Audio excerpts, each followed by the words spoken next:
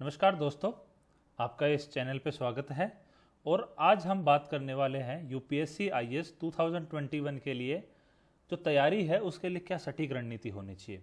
तो सबसे पहले मैं अपने परिचय से स्टार्ट करता हूँ। मैं हूँ सुनील कुमार धनवंता और एक्चुअली मैंने बीटेक किया है सिविल इंजीनियरिंग आईआईटी दिल्ली से। और उसके बाद में मैं जेएनयू में एडमिशन लिया, लेकिन एक साल ही वहाँ पे पूरे कर पाया था। उसके बाद मैंने ज्योग्राफी से नेट जेआरएफ क्वालिफाई किया। उसके बाद में 2018 सीएससी यूपीएससी में मेरी रैंक थी एआर 697 और वर्तमान में मैं आईआरएस भारतीय रेल लेखा सेवा में ट्रेनी ऑफिसर हूँ। तो एक्चुअली दोस्तों, मुझे ये लेक्चर बनाने की ज़रूरत क्यों पड़ी, तो उसके पीछे कई कारण हैं।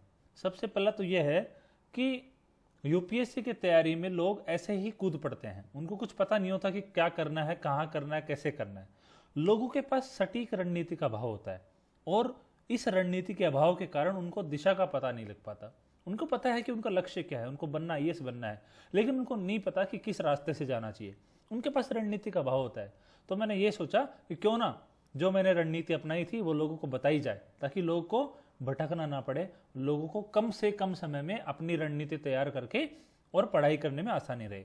और दूसरा कारण इसका यह है कि जब मैं गाँव में था, मैं एक्चुअली ग्रामीण क्षेत्र से बिलोंग करता हूं और हिंदी माध्यम का विद्यार्थी हूं, और इन दोनों ही क्षेत्रों में जो रणनीति होती है उसका अभाव होता है और साथ में उनके पास प्रॉपर गाइडेंस का अभाव होता है। इसकी वजह से उनके पास जो बाद में जब रैंक आती है, सिलेक्शन होते हैं, तो इन व्यक्तियों का जो परसेंटेज है वहां पे कम हो जाता है। और तीसरी बात यह है कि बहुत सारे लोग हैं, मेरे फ्रेंड्स हैं, फेसबुक पे हैं, व्हाट्सएप पे हैं, काफ़ी दोस्त वो बोल रहे थे कि आप सर अपनी रणनीति हमें बताओ। तो मैं इसी एक कड़ी में ये लेक्चर प्रस्तुत करने जा रहा हूँ। और मैं चाहता हूँ कि आप रणनीति को फॉलो करें और इसके अकॉर्डिंग अपना टाइम टेबल सेट करें, क्योंकि ये एक सटीक रणनीति है। जो मैंने 3 साल के अंतर्गत जो चीज़ें फॉलो की है वो मैं आपको बताने जा रहा हूँ। तो दोस्तों शुरू करते हैं। सबसे पहले बात करते हैं कि इस वीडियो में हम क्या क्या पूछने वाले हैं, क्या क्या बताने वाले हैं। तो सबसे पहले हम बात करेंगे कि जो यूपीएससी है उसके परीक्षा का प्रारूप क्या होता है, कि यूपीएससी में कितने पेपर होते हैं, कौन सा कितना मार्क्स का होता है, क्या सब्जेक्ट होते हैं। तो दूसरा बात है इसमें पाठ्यक्रम, कि यूपीएससी का पाठ्यक्रम क्या है, यूपीएससी में कौन कौन सी चीज़ें पूछी जाती हैं। और तीसरी बात है बुक लिस्ट के बारे में हम बात करने वाले हैं कि यूपीएससी के लिए कौन कौन सी बुक्स की आवश्यकता होती है। और हम बात करेंगे कि जीएस में जो अलग अलग सब्जेक्ट के अकॉर्डिंग मैं आपको बुक बताने वाला हूं और आपको उनको फॉलो करके चलना है। उसके बाद में हम बात करेंगे कि रणनीति क्या होनी चाहिए। अगर मुझे 2021 में एग्जाम देना है तो मुझे कौन से सब्जेक्ट को कब पढ़ना चाहिए, कैसे उसको अप्रोच करना चाहिए, हम उन चीज़ों को देखने वाले हैं। तो दोस्तों सबसे पहले शुरू करते हैं परीक्षा के चरण। यूपीएससी का एग्जाम है उसका प्रारूप क्या है, उसका कितने चरण होते हैं। तो सबसे पहले मैं आपको बताना चाहता हूं कि यूपीएससी प्रत्येक वर्ष फरवरी और मार्च के लगभग हमेशा एक नोटिफिकेशन जारी करती है इस एग्जाम का। उसके माध्यम से 2 टाइप के एग्जाम वो करवाती है, एक है फॉरेस्ट का एग्जाम, फॉरेस्ट सर्विस, और एक है सिविल सर्विसेज।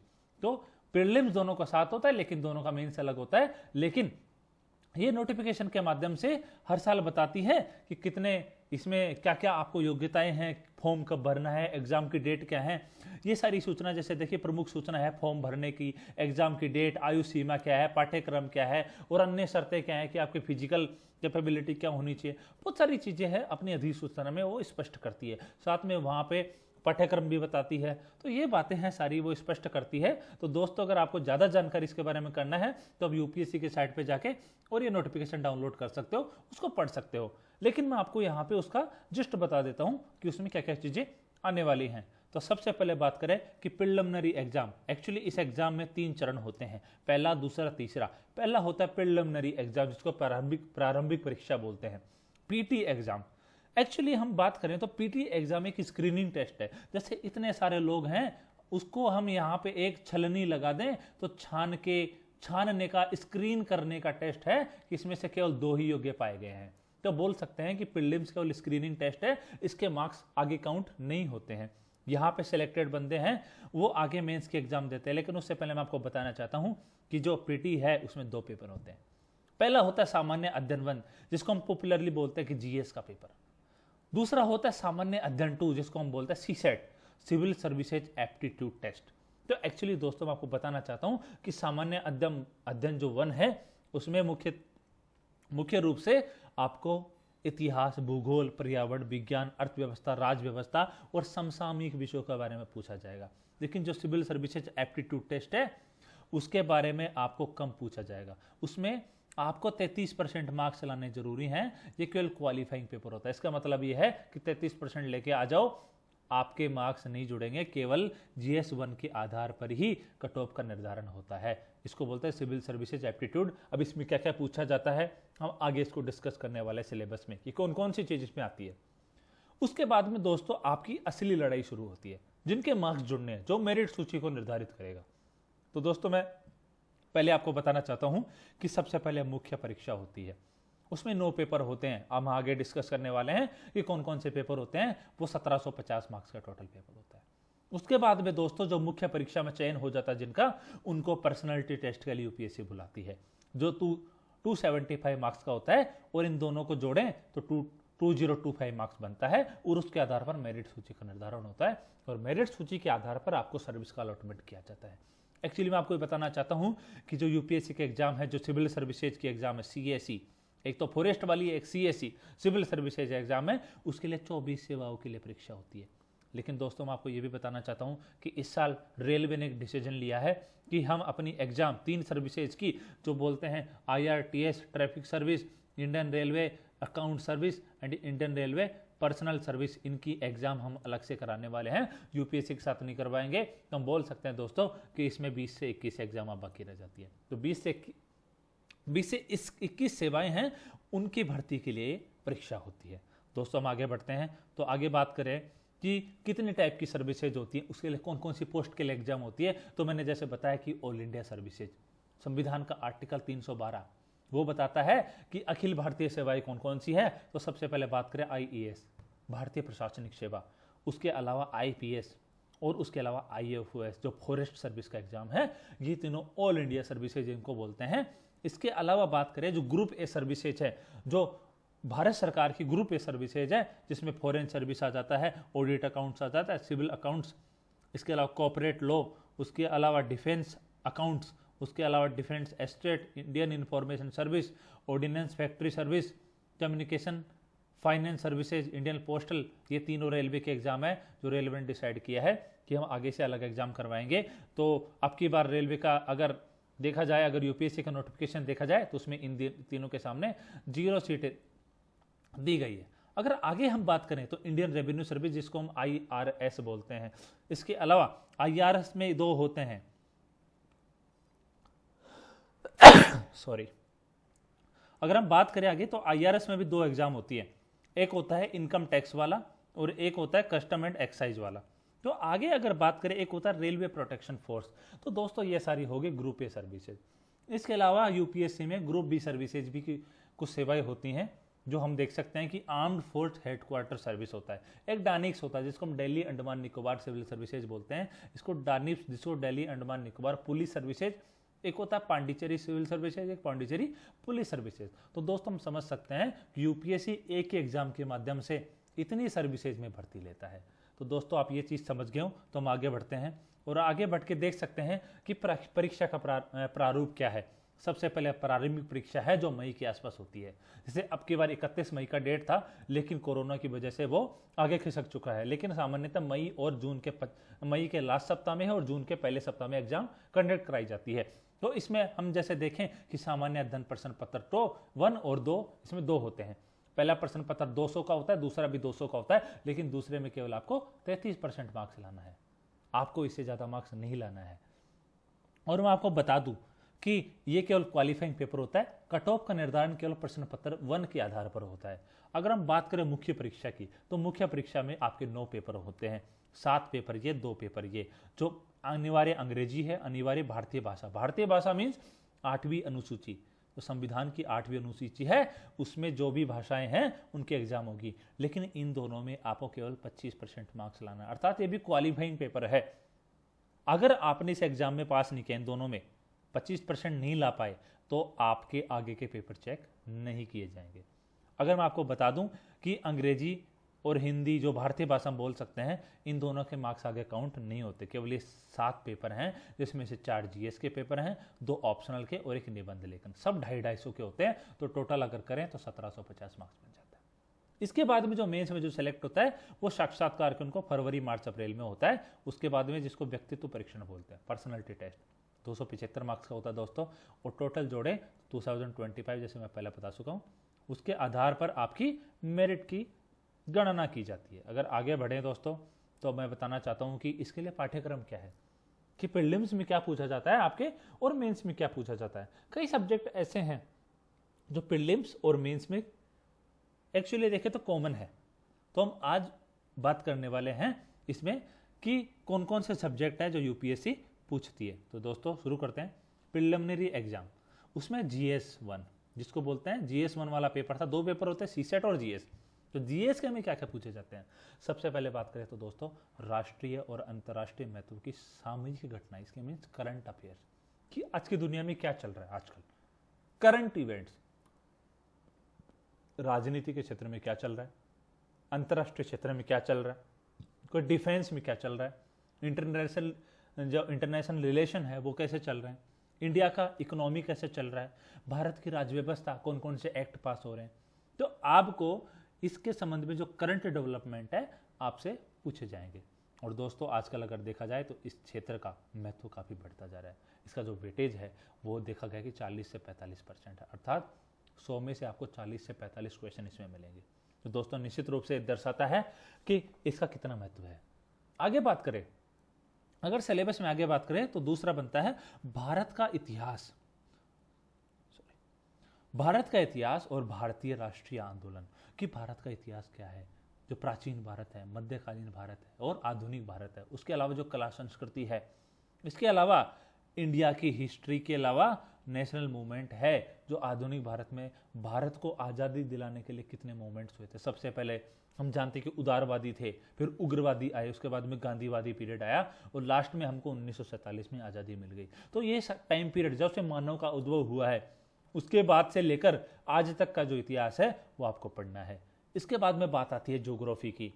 अगर ज्योग्राफी की बात करें तो दोस्तों भारत और विश्व का दोनों का भूगोल पूछा जाता है, जिसमें प्राकृतिक अर्थात पर्वत कहाँ है, पहाड़ कहाँ है, नदी कहाँ है। इसके अलावा सामाजिक इतिहास, सामाजिक इतिहास का मतलब है कि जनसंख्या कितनी है, लोग आपस में कैसे रहते हैं, बस्तियां कैसे बनाते हैं, एक दूसरे के साथ अंतरक्रिया कैसे करते हैं। इसके अलावा दोस्तों आगे इसमें पूछा जाता है आर्थिक भूगोल, कि मानव है, मानव प्राकृतिक और सामाजिक दोनों को मिलाकर के आर्थिक गतिविधियां करता है।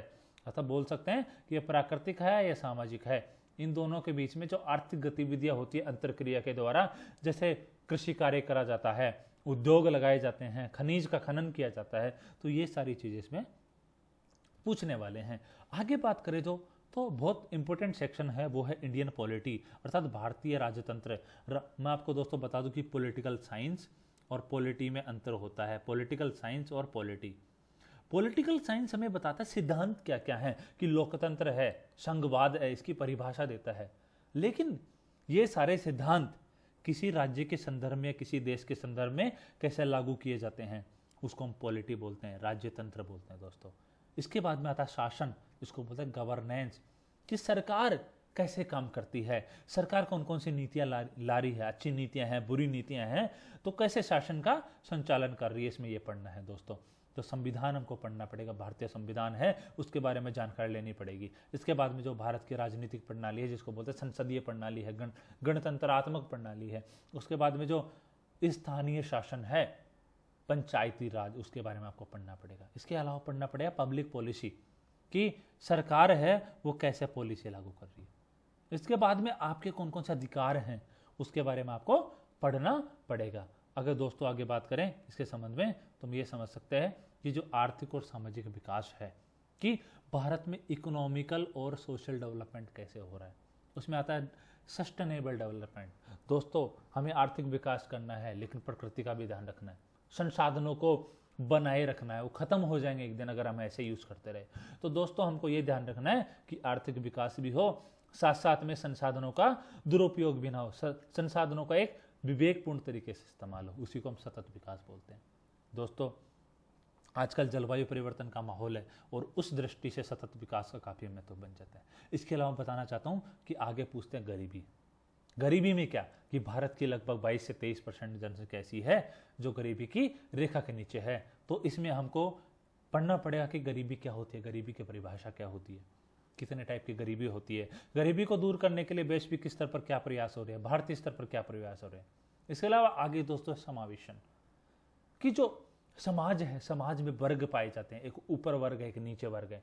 कुछ लोग हैं जैसे व्रत देखें तो सेंटर में है, कुछ लोग हैं वो परिधि पर स्थित होते हैं, उनको संसाधनों तक पहुंच कम होती है। दोस्तों हम ये चाहते हैं समावेशन के माध्यम से कि जो ये परिधि के लोग हैं इनको भी अवसरों को पाने का मौका मिले, इनको भी पूरे अवसर मिले अपने विकास का, इनको भी ऋण मिले, इनको भी शिक्षा हासिल हो, इनको भी स्वास्थ्य हासिल हो, स्वास्थ्य की सुविधाएं हासिल हो।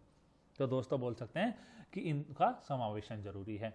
इसके अलावा जो जनसांख्यिकी है कि जनसंख्या है, जनसंख्या में कितने लोग हैं, लिंगानुपात क्या है, उसके अलावा आयु वर्ग कौन कौन से, कितने लोग युवा हैं। जैसे दोस्तों आजकल एक टर्म यूज होता है जिसको बोलते हैं डेमोग्राफिक डिविडेंड कि किसके पास ज़्यादा युवा जनसंख्या है, किसके पास ज़्यादा कार्यशील जनसंख्या है। क्योंकि अगर कि आपके पास कार्यशील जनसंख्या है तो उत्पादकता बढ़ने के आसार होते हैं और उत्पादकता बढ़ती है तो आर्थिक विकास की संभावनाएं बढ़ जाती है। तो दोस्तों बोल सकते हैं कि जनसांख्यिकी अध्ययन करते हैं इसमें। इसके अलावा सामाजिक क्षेत्र में कौन कौन सी पहल की गई हैं, किस सरकार है SC ST के लिए क्या कर रही है, महिलाओं के लिए क्या कर रही है, बच्चों के लिए क्या कर रही है, वृद्धजनों के लिए क्या कर रही है, तो इसके बारे में आपको पढ़ना पड़ेगा।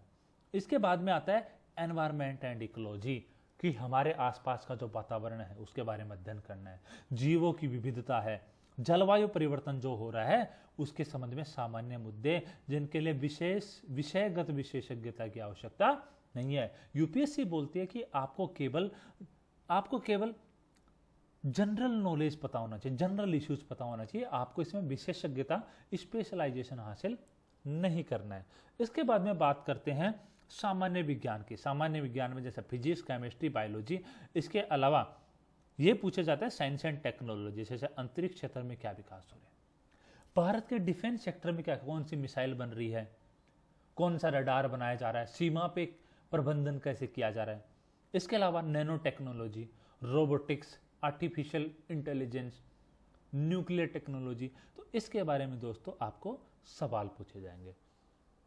तब बोल सकते हैं मुख्य रूप से प्रीलिम्स के फर्स्ट पेपर में 7 क्षेत्रों से सवाल पूछे जाते हैं, 7 क्षेत्रों से, जो केवल 200 मार्क्स का पेपर होता है और ऑब्जेक्टिव टाइप का पेपर होता है जिसमें 33% नेगेटिव मार्किंग होती है। दोस्तों बोल सकते हैं इन 200 मार्क्स के आधार पर ही आपको कट ऑफ का निर्धारण होगा और आपका सिलेक्शन होगा। सेकंड पेपर केवल क्वालिफाइंग पेपर है, उसमें आपको 33% मार्क्स लाना जरूरी है।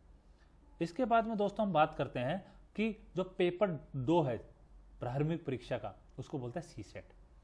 सीसेट में क्या क्या पूछा जाता है, कंप्रीहेंशन, कि आपको पैराग्राफ दे देंगे, उसके आधार पर सवाल पूछे जाएंगे कि आपको उस पैराग्राफ को पढ़कर समझ के आपको सवालों का जवाब देना आता है कि नहीं।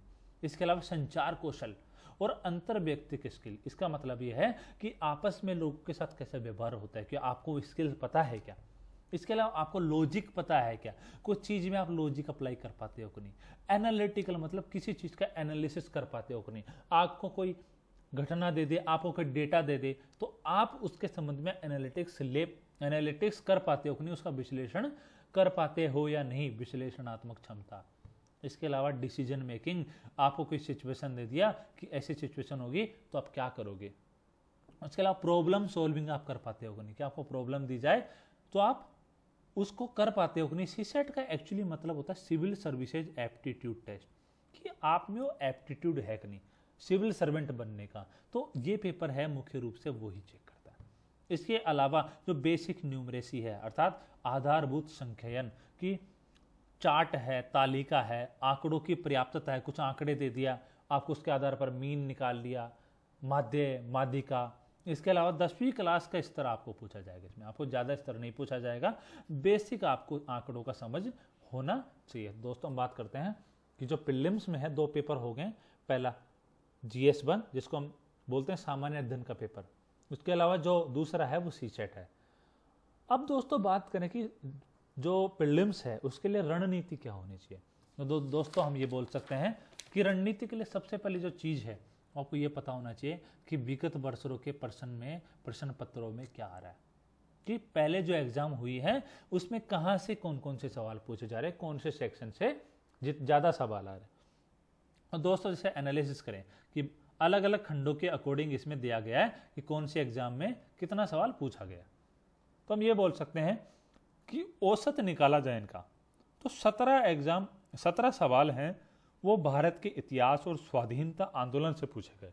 इसके अलावा पर्यावरण और पारिस्थितिकी से भी 15 सवाल, इसके अलावा भारत और विश्व के भूगोल से 15 सवाल। दोस्तों हम ये बोल सकते हैं कि ये जो सेक्शन है कितने इंपॉर्टेंट है, इसके आधार पर अपनी तैयारी की रणनीति बनाई जा सकती है। तो दोस्तों आपको इसका एनालिसिस करना चाहिए और उसके अलावा ये भी देखना चाहिए कि उन प्रश्न पत्रों में सवाल का लेवल क्या है, कौन टाइप के सवाल पूछे जा रहे हैं। तो इन चीज़ों का विश्लेषण आपको बहुत ज़रूरी है।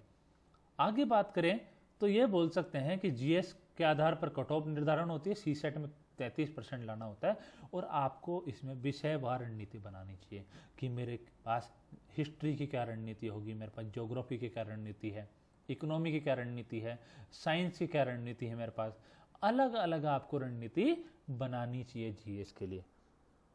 तो दोस्तों हम आगे बात करने वाले कि और रणनीति क्या होनी चाहिए। आगे बोलें तो मुख्य परीक्षा का सिलेबस क्या है, इसका प्रारूप क्या है। तो उससे पहले मैं आपको बताना चाहता हूँ कि इसमें कौन कौन से पेपर होते हैं, कितने मार्क्स के होते हैं। जैसे मैंने पहले बताया GS1 है, उसके पहले निबंध का पेपर होता है 250 अंक का। उसके बाद में GS1 है जिसमें भारतीय विरासत संस्कृति, हम आगे सिलेबस देखने वाले हैं, वो 250 अंक का। GS के 4 पेपर हो गए, उसके अलावा ऑप्शनल के 2 पेपर जो 250 के होते हैं। इसके अलावा क्वालिफाइंग पेपर होते हैं 2, अंग्रेजी और हिंदी संविधान की 8वीं अनुसूची में कोई शामिल भाषा, 300 अंक, लेकिन इनके मार्क्स काउंट नहीं होते, केवल 7 पेपर के होते हैं, 1750 मार्क्स। और व्यक्तित्व परीक्षण को 275 मार्क्स जोड़ के 2025 अंक बन जाता है, जिसके आधार पर मेरिट का निर्धारण होता है। अगर आगे हम बात करें कि पेपर वाइज आपकी रणनीति क्या होनी चाहिए, पेपर वाइज सिलेबस क्या है, तो सबसे पहले मैं आपको बताना चाहता हूँ यूपीएससी ने अपने सिलेबस में लिखा है कि उम्मीदवार को एक विनिर्दिष्ट विषय पर, कि जो दिया गया विषय है उसके आधार पर निबंध लिखना पड़ेगा। विषयों के विकल्प दिए जाएंगे, अर्थात 2 भाग होते हैं, ए और ब, 2 सेक्शन होते हैं जिसमें प्रत्येक सेक्शन में आपको 4 सवाल देते हैं। पहला सेक्शन 125 मार्क्स का, दूसरा भी 125 मार्क्स का होता है। इन चारों में से आपको एक ऐसे चूज करके लिखना पड़ता है, इन चारों में से आपको एक ऐसे चूज करके लिखना पड़ता है। विकल्प दिए जाते हैं, उनसे आशा की जाती है कि अपने विचारों को निबंध के विषय के निकट, अर्थात जो विषय दिया गया है आपको उसके निकट रखना है। ये विषय है तो यहाँ पे घूम सकते हो, ऐसे नहीं कि यहाँ जा रहे हो कि जो विषय दिया है वो अमेरिका पे दिया, आप चाइना के बारे में लिखे जा रहे हो। उसके अलावा जो अगली उनकी डिमांड है वो ये है कि क्रमबद्ध रूप में लिखो, कि जो आइडियाज हैं वो आपके एक सीक्वेंसी में होनी चाहिए, व्यवस्थित तरीके से होना जरूरी है। क्योंकि आप कोई चीज़ प्रस्तुत करते हो, अगर उल्टा सीधा प्रस्तुत करोगे तो दोस्तों आप उन ऐसे को अच्छे से नहीं लिख पाओगे। इसके अलावा संक्षेप में लिखना है दोस्तों, आपको केवल 1000 से 1200 शब्द होता है वहाँ पे आपके पास। तो 1000 से 1200 शब्द में उस विषय के बारे में आपके आइडियाज को क्रमबद्ध तरीके से प्रस्तुत करना है आपको। इसके अलावा दोस्तों आप आगे बात करें तो पूछता है कि प्रभावशाली होना चाहिए और सटीक अभिव्यक्ति होना चाहिए, कि प्रभाव होना चाहिए उस विषय में, आप प्रभावशाली होना चाहिए, उसके लिए श्रेय दिया जाएगा। अगर आप ऐसे को इन तरीकों से लिखते हो तो दोस्तों आपको मार्क्स मिलने की अच्छी संभावना होती है। दोस्तों इसमें बताया गया कि निबंध का प्रश्न पत्र मुख्यतः 2 भागों में बटा होता है। पहला होता है मूर्त विषय, दूसरा होता है अमूर्त विषय। मूर्त विषय ऐसा होता है जिसके बारे में हमको एक्चुअली हम उसकी तस्वीर बना सकते हैं। जैसे कृषि पे निबंध आ गया तो कृषि के बारे में हमको सब कुछ पता होता है, उसके फैक्ट्स होते हैं, फिगर होते हैं, सारी चीज़ें होती है। साइंस एंड टेक पे विषय आ गए। लेकिन दोस्तों अमूर्त विषय होता है जो काल्पनिक विषय होता है, लगभग कई बार ऐसा होता है जैसे कलम की धार तलवार से तेज होती है। दोस्तों हमको नहीं पता कि किस कॉन्टेक्स्ट में पूछ रहा है, क्या चीज़ है इसमें, लेकिन दोस्तों अगर हम आइडियाज़ को जुटा पाते हैं, अपनी सोच को वहाँ पे प्रस्तुत कर पाते हैं, तो दोस्तों इस पे हमको ऐसे लिखना पड़ता है। तो दोस्तों आगे मैं बोलता हूँ कि जो निबंध के बारे में रणनीति क्या होनी चाहिए, निबंध अच्छा कैसे लिखा जाता है। दोस्तों अगर आपकी डिमांड रही अगर आपने कमेंट बॉक्स में लिखा तो दोस्तों हम निबंध के बारे में एक अलग से वीडियो बनाएंगे, क्योंकि ये वीडियो काफ़ी लंबी हो जाएगी, इसलिए मैं केवल जो मेन चीज़ है उस पर यहाँ पे फोकस कर रहा हूँ। प्रत्येक निबंध के लिए निर्धारित समय सीमा लगभग 1000 से 1200 वर्ड्स होती है। उसके अलावा 4 विकल्प मैंने जैसे बता दिया, उसमें से एक विकल्प है 2 निबंध लिखना पड़ेगा, प्रत्येक 125 अंक का होगा। तो दोस्तों निबंध के बारे में आपकी एक सटीक रणनीति होनी चाहिए, और अगर आपकी मांग हुई तो हम वीडियोस पे बनाने वाले हैं। इसके बाद में आता है कि GS1 का पेपर।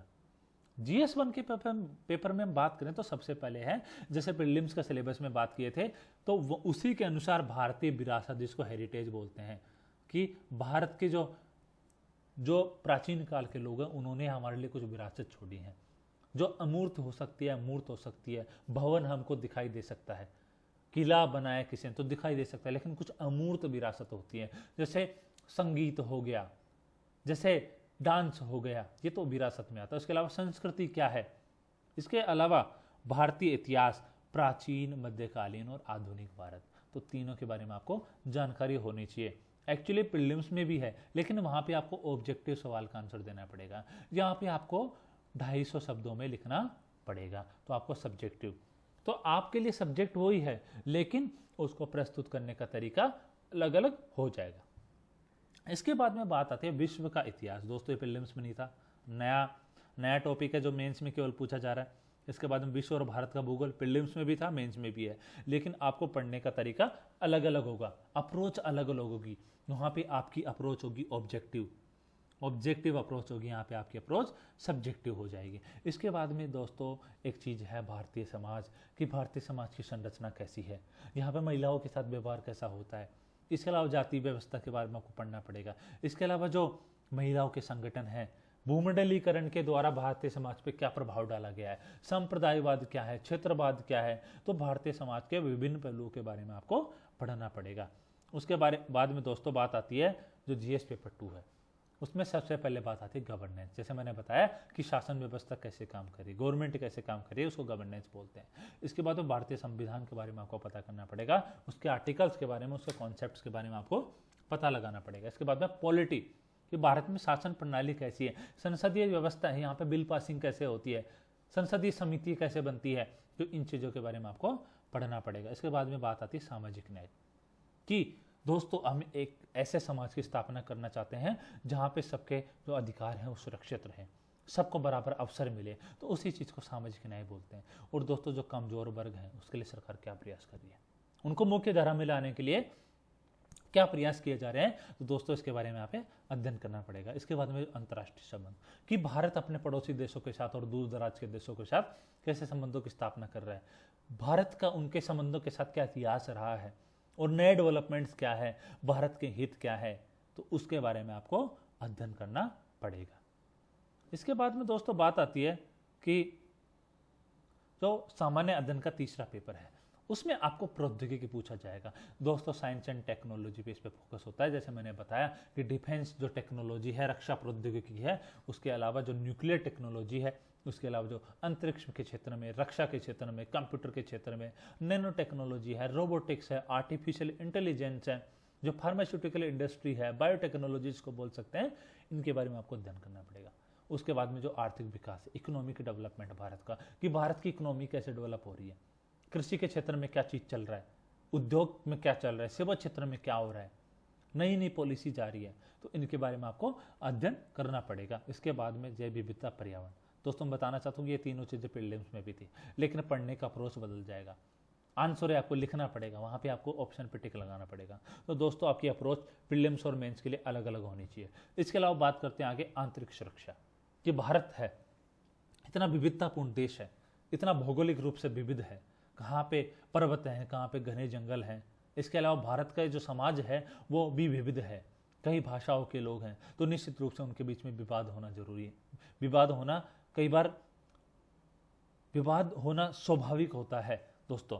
तो हम ये बोल सकते हैं कि इन विवादों के निपटारे के लिए भारत में क्या प्रयास किया जाता है, नक्सलवाद के लिए क्या किया जाता है, आतंकवाद के लिए कौन सा प्रयास हो रहा है, भारत की जो सीमा है, जैसे बात करें तो भारत की जो सीमा है उसके लिए क्या सुरक्षा की जाए, सीमा पे जो देश हैं वहाँ पे भारत क्या कर रहा है, तो सुरक्षा जरूरी है दोस्तों।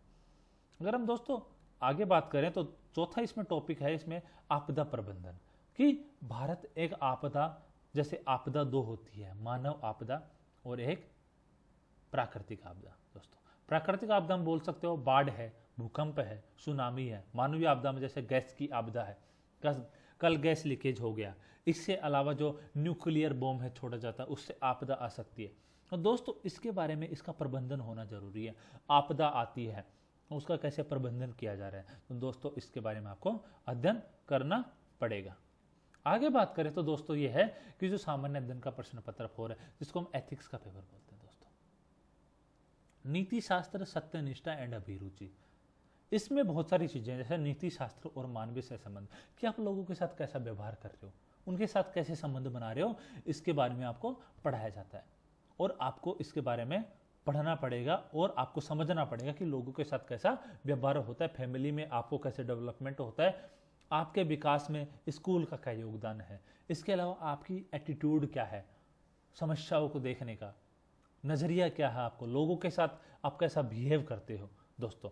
उसके अलावा एप्टीट्यूड और बुनियादी मूल्य, कि सिविल सेवा के लिए कुछ एप्टीट्यूड।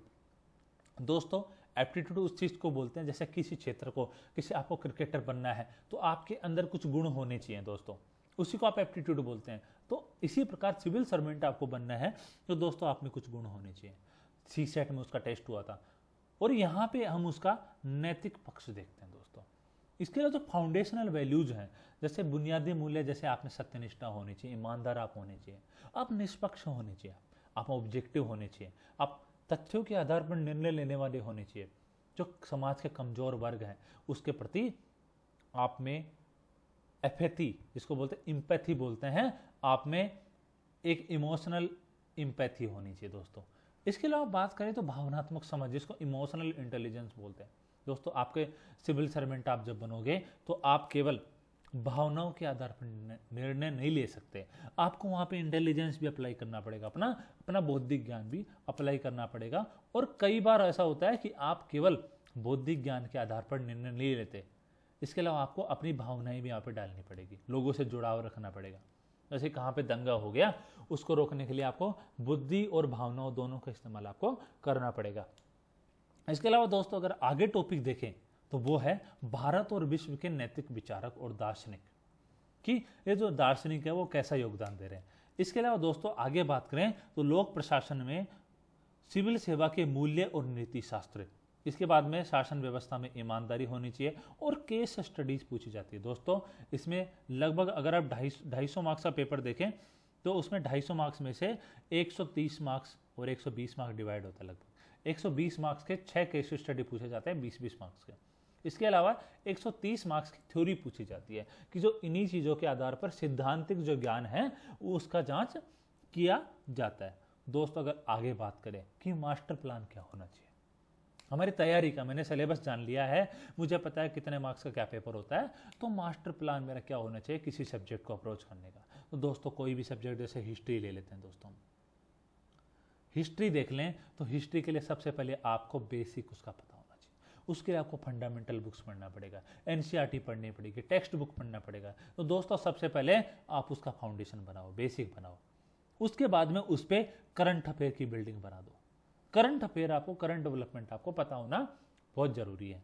इसके बाद में दोस्तों अगर आपको एग्जाम में अपीयर होना है, एग्जाम को क्लियर करना है, तो आपको ऑब्जेक्टिव क्वेश्चन और सब्जेक्टिव क्वेश्चन के लिए राइटिंग प्रैक्टिस जरूरी है दोस्तों। टेस्ट सीरीज आपको निकालना पड़ेगा, आपको मुख्य परीक्षा के लिए क्वेश्चंस लिखने की प्रैक्टिस करनी पड़ेगी। क्योंकि दोस्तों अगर आपने प्रीलिम्स क्लियर कर लिया, आपको आंसर राइटिंग आता नहीं है, आपको पता नहीं कि 250 मार्क्स का पेपर है और 3 घंटे में उसको कैसे लिखना है, आपके क्वेश्चन छूट जाएंगे। अगर 3 क्वेश्चन छूट गए तो दोस्तों आपको कम से कम भी 40 से 50 मार्क्स का नुकसान हो जाएगा, और ये दर्शाता है कि निश्चित रूप से आपका सिलेक्शन नहीं होगा। तो दोस्तों इसके लिए एक अच्छी तैयारी होना जरूरी है, और अच्छी तैयारी के लिए क्या, प्रैक्टिस बहुत जरूरी है। इन चीज़ों के अलावा जो सॉफ्ट स्किल का पक्ष है इस एग्जाम में, व्यक्तित्व सृजन का, कि आपको अपने व्यक्तित्व का विकास ऐसे करना चाहिए कि एक सिविल सर्वेंट का व्यक्तित्व हो, आपको उसकी तरह सोचने का प्रयास करना चाहिए। आप कैसे स्टडी कर रहे हो, कोई क्वेश्चन को अप्रोच कर रहे हो, तो आप ये सोचो दिमाग में कि एक सिविल सर्वेंट है, इस चीज़ को कैसे डील करेगा दोस्तों। तो आपको ये मास्टर प्लान हमेशा ध्यान रखना है जब हर सब्जेक्ट को आप पढ़ने जा रहे हो, ठीक है दोस्तों। अगर आगे बात करें तो हम बात कर सकते हैं बुक लिस्ट की। दोस्तों सबसे इंपॉर्टेंट बात है कि आजकल क्या होता है कि बाजार में इतने पुस्तकें हैं, इतना मटेरियल आ चुका है कि जो कई स्टूडेंट हैं वो कलेक्टर बनने की बजाय नोट्स कलेक्टर बन के रह जाते हैं। तो दोस्तों आपको नोट्स कलेक्टर नहीं बनना है, आपको कलेक्टर बनना है। तो इसके लिए आपको पता होना चाहिए कि मुझे कौन कौन सी बुक्स का अध्ययन होना चाहिए। दोस्तों कई बार बोलते हैं कि सॉरी कि एक बुक को 10 बार पढ़ो, न कि 10 बुक को एक बार पढ़ो। तो मैं ये बताने वाला हूँ कि हर सब्जेक्ट के लिए आपको कौन सी बुक फॉलो करनी है। दोस्तों मुझे लगता है कि इसके अलावा आपको बुक्स नहीं पढ़ना चाहिए और ज़रूरत भी नहीं पड़ेगी। ये मेरे अनुभव के साथ कह रहा हूँ, लेकिन आपको फिर भी लगता है कोई अच्छी बुक है तो निश्चित रूप से आपको उस बुक को इसमें ऐड करना चाहिए। लेकिन मुझे लगता है कि ये जो लिस्ट है वो काफ़ी है आपके लिए।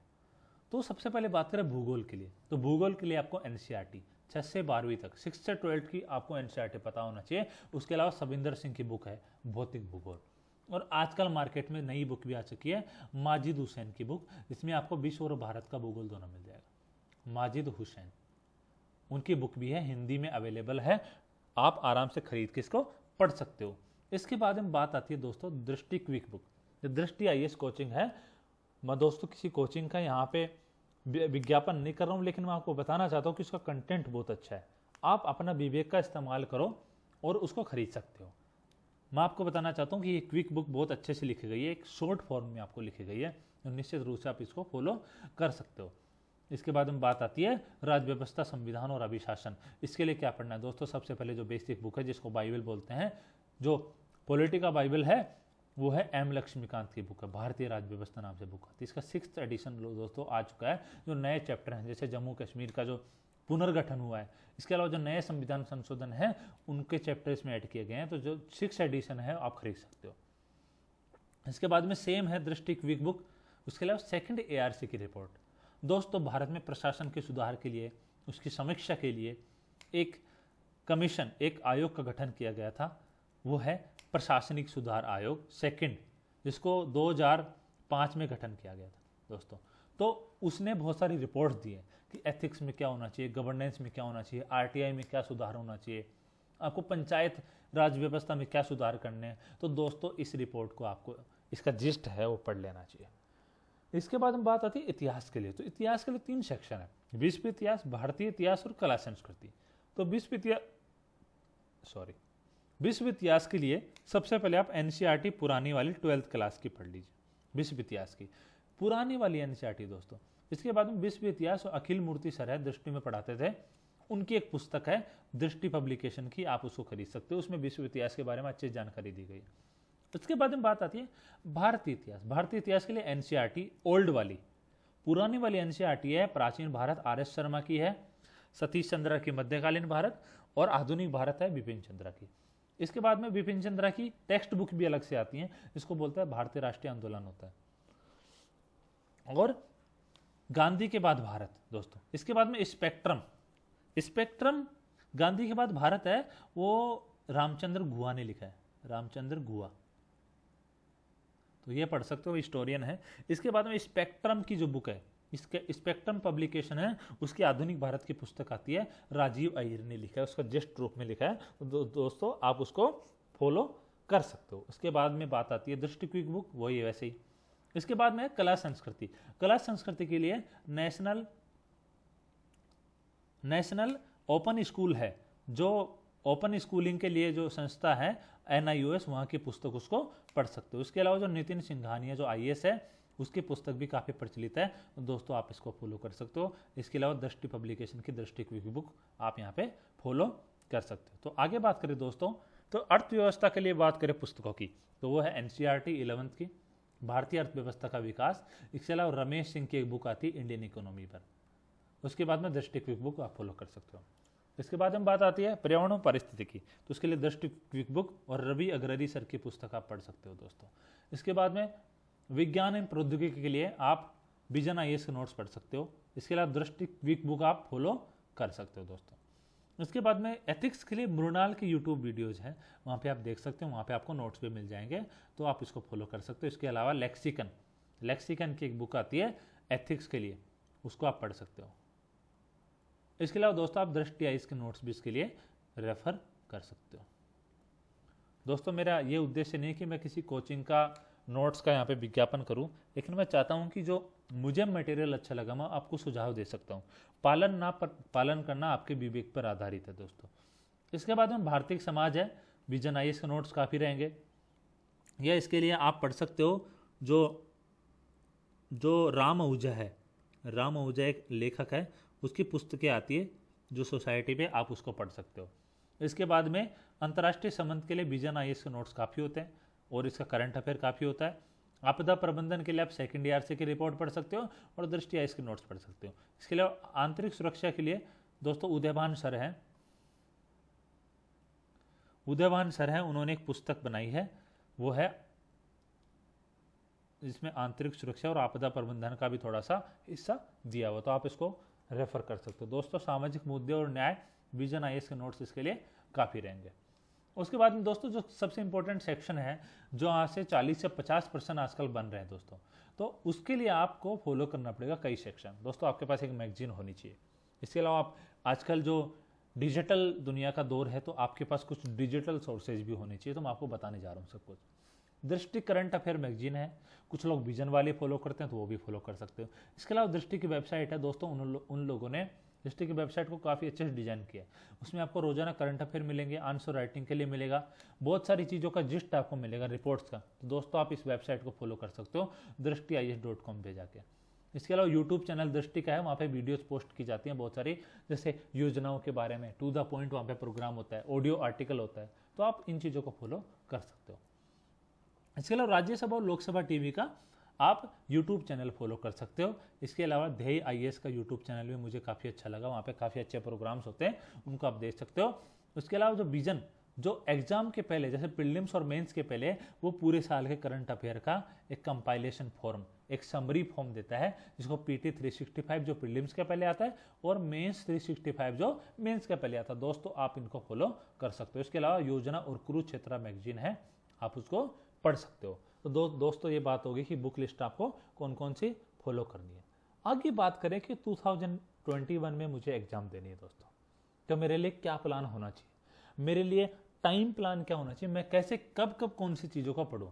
तो दोस्तों मैं बताना चाहता हूं कि अब मई चल रहा है और मई 2021 में मान लो एग्जाम हमें देनी है, तो दोस्तों मैं ये आपको बता सकता हूं कि आप इस जो टाइम पीरियड है उसको दो सेक्शन में तोड़ लीजिए दोस्तों, मई से लेकर जनवरी 2021 और जनवरी से लेकर मई तक 2021 तक। दोस्तों जो पहला वाला सेक्शन है, पहले वाले सेक्शन पे आपको प्रीलिम्स और मुख्य परीक्षा दोनों के बारे में पढ़ना है, हर सब्जेक्ट का बेसिक, उसका करंट अफेयर और साथ साथ ही उसकी राइटिंग प्रैक्टिस पे। उसके लिए आपको अपना जो ऑप्शनल है उसको फॉलो करना है दोस्तों। इसके अलावा जो आंसर राइटिंग है उस पर फोकस करना है। तो दोस्तों इस पे जो तैयारी है वो दोनों की कंबाइन तैयारी चलेगी, प्रीलिम्स और मुख्य परीक्षा। इसके अलावा जब जनवरी आ जाए तो जनवरी और मई के बीच में आपको फुल प्री की तैयारी करनी है दोस्तों, वहाँ पे आपको मेंस की तैयारी छोड़ देनी है। और जो प्रीलिम्स के जो कोर सब्जेक्ट हैं, जो प्रीलिम्स के लिए जो इंपॉर्टेंट सब्जेक्ट्स हैं, उनकी तैयारी आपको करनी है। पहले आप यहाँ पे पढ़ चुके हैं थोड़ा सा, उनका यहाँ पे रिवीजन हो जाएगा दोस्तों। इसके अलावा आपको टेस्ट सीरीज निकालना है, कम से कम भी आपको 70 से 80 टेस्ट एग्जाम से पहले निकालना जरूरी है दोस्तों। इसके अलावा आपको करंट अफेयर पढ़ना है, जैसे मैंने बता दिया, आप अपने करंट अफेयर के नोट्स पढ़ सकते हो, जो पूरे साल में पढ़ा है उसका आप समरी बना के पढ़ सकते हो। बहुत सारी कोचिंग्स है वो भी समरी बना के देती है, उसको पढ़ सकते हो। तो दोस्तों करंट अफेयर का सेक्शन बहुत इंपॉर्टेंट है। इसके अलावा आप रिविजन पे फोकस करो दोस्तों, जो चीज़ें हैं फंडामेंटल्स उनका रिविजन बहुत ज़रूरी होता है। टेस्ट निकालो, टेस्ट सीरीज करो, उसका सॉल्यूशन देखो, उसका कहाँ कहाँ गलतियाँ हो रही है दोस्तों, अगली बार उसको सही करने की कोशिश करो। और एक्चुअली जो इसमें होता है टाइम मैनेजमेंट, टाइम का मैनेजमेंट बहुत ज़रूरी है कि आप 2 घंटे में 100 सवाल कर पा रहे हो कि नहीं। दोस्तों मैं कई लोग को जानता हूँ जो 2 घंटे में 70 से 80 सवाल कर पाते हैं, उनके 20 सवाल छूट जाते हैं दोस्तों। तो ऐसे में आप सिलेक्शन नहीं ले सकते। तो आप ये करो कि आप कम से कम भी 90 से 95 के बीच में क्वेश्चन करके आओ दोस्तों। तो उसके लिए टाइम मैनेजमेंट और स्ट्रेस मैनेजमेंट बहुत ज़रूरी है दोस्तों। अगर आप चाहेंगे तो मैं इस पर वीडियो बना सकता हूँ कि प्रीलिम्स के लिए आपको कैसे अप्रोच करना चाहिए। और अगली बात है वो ये है कि टारगेट्स, एक स्ट्रेटेजी अपनाओ कि मुझे टारगेट बेस्ड स्टडी करनी है। मैं टारगेट बना बना के स्टडी करूंगा, मंथली टारगेट कि मुझे मई के महीने में ये बुक कंप्लीट करनी है, मुझे इतना इतना पढ़ना है। उसके अलावा वीकली वीकली प्लान्स आपको बनाने, वीकली टारगेट्स बना सकते हैं कि जो सप्ताह है, एक सप्ताह में मुझे क्या क्या पढ़ना है दोस्तों। इसके अलावा डेली टारगेट आप बनाओ दोस्तों। कई बार ऐसा होता है कि वीक में आप टारगेट को पूरा नहीं कर पाते हो, तो कोशिश करो कि उसको अगले वीक में एडजस्ट कर लो। तो मंथली टारगेट आपका कभी पीछे नहीं होना चाहिए दोस्तों। डेली और वीकली मान लो, कभी कभी ऐसी सिचुएशन आ जाए इमरजेंसी, उसमें हो सकता है, लेकिन मंथली टारगेट हमेशा पूरा होना चाहिए, क्योंकि हमारे पास टाइम है वो बहुत लिमिटेड है दोस्तों। तो आपको टारगेट बना के स्टडी करना चाहिए। रात को 12 बजे आप टारगेट बना लो। जब भी आप सोते हो टारगेट बना के सो जाओ कि मुझे कल ये पढ़ना है, उनका एक एक चीज़ पढ़ डालो दूसरे दिन। और शाम को उसकी समीक्षा करो कि मैंने कितना टारगेट पूरा किया, क्या आज मैंने अपने सपनों के अकॉर्डिंग, अपना जो लक्ष्य है उसके अकॉर्डिंग पढ़ाई की कि नहीं दोस्तों। तो आपको इसमें ईमानदारी रखने की तो बहुत ज़रूरत है दोस्तों। तो सबसे बड़ी बात होती है, बहुत सारे लोग होते हैं पढ़ते रहते हैं 10 बुक पढ़ ली, 15 बुक पढ़ ली, लेकिन वो एक चीज़ भूल जाते हैं, वो है रिवीजन। दोस्तों मैं आपको एक ग्राफ को समझाना चाहता हूँ। इसके वाई एक्सिस पे है, वाई एक्स पे है रिमेंबर्ड, कि आपको कितना याद है। आप अब इसमें है टाइम, कि यहाँ आज अभी क्लास हुई, उसके बाद में टाइम जैसे जैसे बढ़ता जाएगा तो आपको जो रिमेंबर्ड पोर्शन है, जो आपको याद किया हुआ चीज़ें हैं, वो आपको कितना याद रह पाती हैं दोस्तों। अगर हम इस चीज़ को पढ़ें दोस्तों, यहाँ देखें दोस्तों, यहाँ से पढ़े हम, अगर हम इस ग्राफ को फॉलो करें दोस्तों, अगर मान लो रिवीजन नहीं किया तो ये ग्राफ फॉलो होगा दोस्तों, और आप एक मंथ के बाद में लगभग 90% जो हिस्सा है वो भूल चुके होंगे दोस्तों।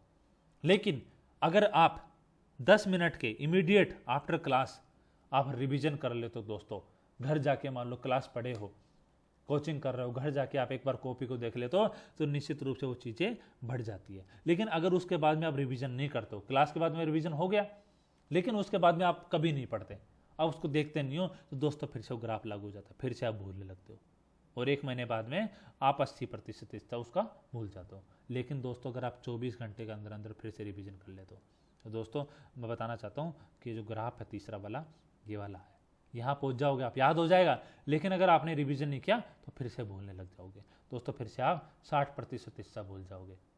अभी भी हमको आगे बढ़ना है, तो एक वीक में उससे पहले आपको रिवीजन करना है, फिर से वो चीज़ें इससे बढ़ जाएंगी, 100% पे आ गए।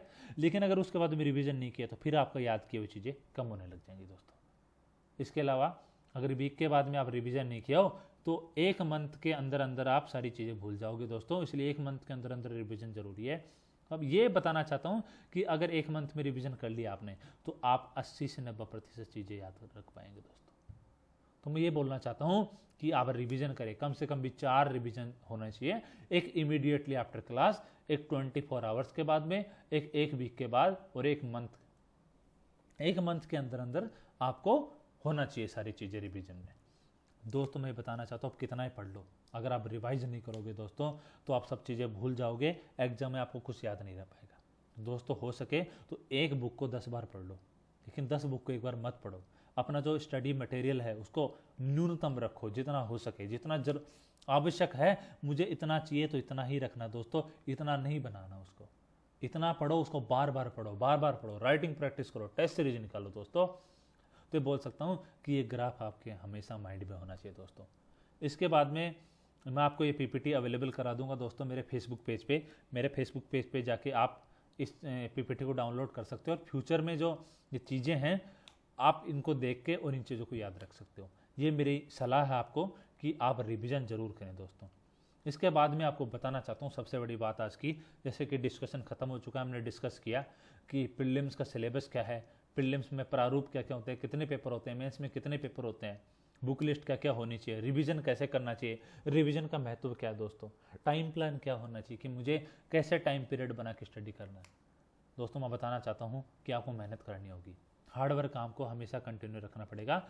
आप अगर हार के रुक गए दोस्तों, रुक जाना नहीं तू कहीं हार के, कांटों पे चल के मिलेंगे साए बाहर के। आपको कांटों पर चलना पड़ेगा दोस्तों, आपको बाहर को पाना है दोस्तों, आपको आईएएस बनना है दोस्तों, आपको अपने सपने पूरे करने हैं, तो उठ के चलना पड़ेगा रोजाना। कितने कांटे हैं, कितने हर्डल आपको आएंगे दोस्तों आपको बताना चाहता हूँ कि जो सोनलाल द्विवेदी उनकी कविता है कि कोशिश करने वालों की हार नहीं होती दोस्तों, और लहरों से डर कर नौका पार नहीं होती। तो आपको बताना चाहता हूँ दोस्तों कि आप कभी हमेशा लाइफ में एनर्जेटिक रहो दोस्तों, हार्ड वर्क हमेशा करते रहो।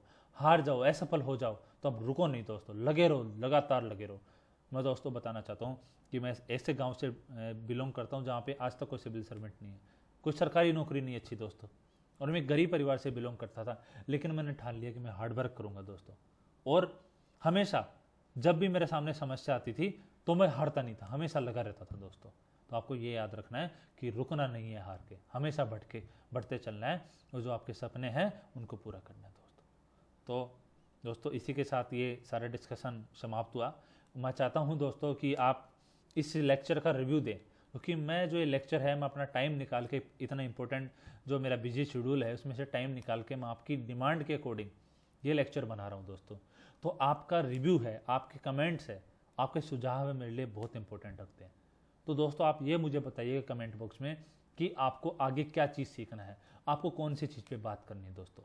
इसके अलावा मैं हिंदू के एनालिसिस को लाने की कोशिश कर रहा हूँ आजकल, कोशिश करूँगा कि मैं उसको कंटिन्यू करूँ। हिंदू की जो द हिंदू की जो इंपॉर्टेंट न्यूज़ होती है उसका मैं एक एनालिसिस प्रस्तुत करने की कोशिश करता हूँ दोस्तों शाम को।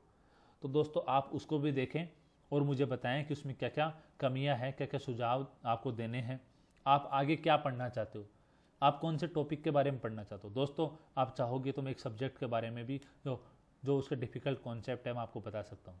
अलग अलग सब्जेक्ट के लिए क्या रणनीति होनी चाहिए, आंसर राइटिंग कैसे की जाती है दोस्तों, उसके अलावा निबंध कैसे लिखा जाता है। अच्छा दोस्तों मैं इन पे टॉक कर सकता हूँ, लेकिन उसके लिए ज़रूरी है आपके सुझाव, आपके प्रश्न, आपकी मेहनत ज़रूरी है दोस्तों। तो आप मुझे ज़रूर बताइएगा। अगर आपको ये लेक्चर पसंद आए तो आप उसको लाइक कीजिए, कमेंट कीजिए। अगर पसंद नहीं आ रहा, कोई कमी है, तो आप कमेंट में मुझे बताइए कि सर ये कमी है, तो मैं कोशिश करूँगा कि अगली बार जो वीडियो लेके आऊँगा वो कमियाँ वहाँ पर नहीं रहे दोस्तों। एक्चुअली मैंने कभी लाइफ में ऐसे इंटरेक्ट नहीं किया लोगों से, ऐसे लेक्चर कभी नहीं बनाया, तो मेरा पहला टाइम है। निश्चित रूप से गलतियाँ ज़रूर होती हैं इंसान से पहले टाइम में, लेकिन उन गलतियों को सुधार लेना ही बुद्धिमत्ता होती है। तो मैं चाहूँगा कि आप मुझे सुझाव दें, मैं आपके लिए सारा काम कर रहा हूँ, तो आपकी सुझाव मेरे लिए बहुत इंपॉर्टेंट है। और आखिरी बात है कि लाइक करें, कमेंट करें, शेयर करें चीज़ों को, और मेरे चैनल को सब्सक्राइब करें, बेल आइकन को दबाइए, सो दैट आपको जितना अपडेट्स है वो मिलता रहे। जितनी भी मेरी वीडियोज़ आती हैं, जितनी भी मेरे कॉन्सेप्ट के वीडियोज़ आते हैं, वो आपको मिलता रहे दोस्तों। तो आज का ये जो डिस्कशन है, आज का विश्लेषण है, इसको हम यहीं ख़त्म करते हैं दोस्तों। फिर से मुलाकात होगी। जय हिंद, जय भारत।